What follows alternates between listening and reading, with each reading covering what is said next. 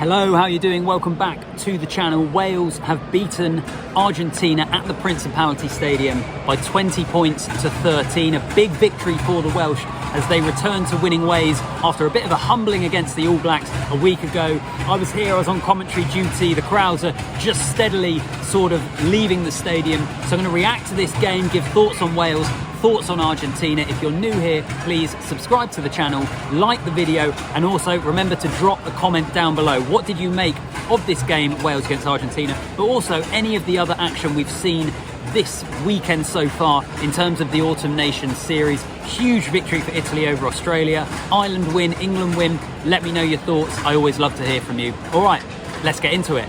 So as I say, Wales 20, Argentina 13. After last week, what we saw against the All Blacks, where it was quite flat here, Wales were just completely blown away by, admittedly, obviously a really good New Zealand team. I think it was really important that they returned to winning ways here. And this was a game which could have been a real banana skin. I was at Twickenham as Argentina beat England. They made it an arm wrestle. They backed their defence. Their kicking game was really, really strong. So you kind of knew what Argentina were going to bring. And I thought Wales met that pretty well today, to be fair to them. Overall, I think I was a little bit disappointed in Argentina. I'll get onto them in just a moment. But from a Welsh perspective, and as I say, let me know in the comments down below what you made of it. But I just thought that it was a really tough game and a good way to return to winning ways. Argentina took a 6-0 lead early on. I think in the opening 20 minutes, Wales must have given away about 6 penalties or something like that. They were conceding territory, they were conceding possession to Argentina, and Argentina capitalised on that. They kicked a couple of goals, and it was exactly the sort of game plan that would have suited Argentina.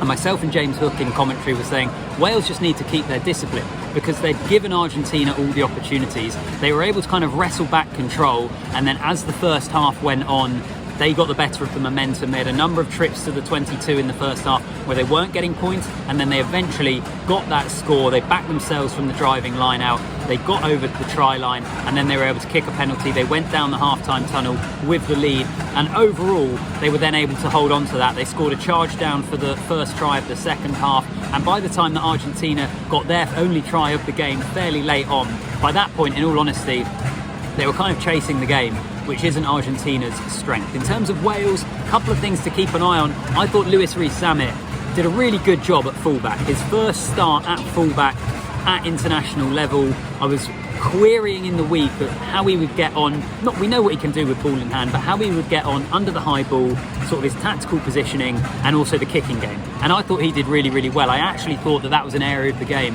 that Wales won. Wales got the better of Argentina in the kicking game, and that went a long way towards why they were able to beat them.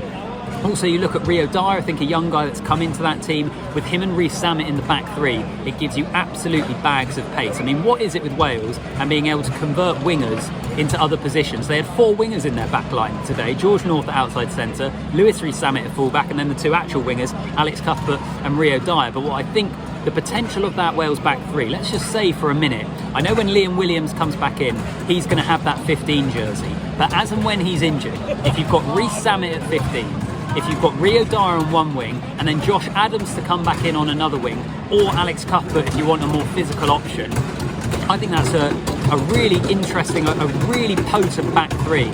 And we look at other international sides, particularly thinking of, say, in England, and a lot of the complaints are about not having enough speed in that back line.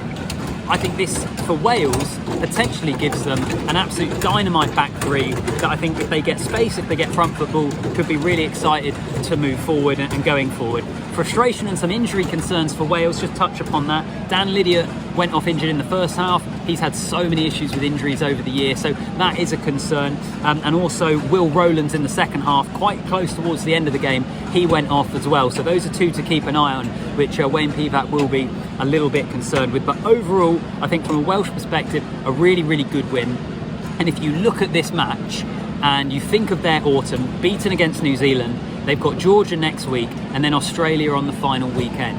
They could have lost this game here because Argentina are serious operators. They're the real deal. If you lose 2, then you're under pressure to get some results in your final game. But all of a sudden, they've corrected that defeat to New Zealand. They've got a victory. Most people will back them to get a result against Georgia, although of course you can't be complacent, but Wales at home should beat Georgia. And then they've got Australia on the final weekend. And as I already said in the intro, Australia lost to Italy today, are really inconsistent. So Wales all of a sudden, after coming into this game with 6 defeats in their last 7 games, by the end of the autumn, they could be finishing it on a 3-game winning streak before they head into the Six Nations. It's amazing how these results, how these shifts in momentum can have a really big impact on the perception of a side.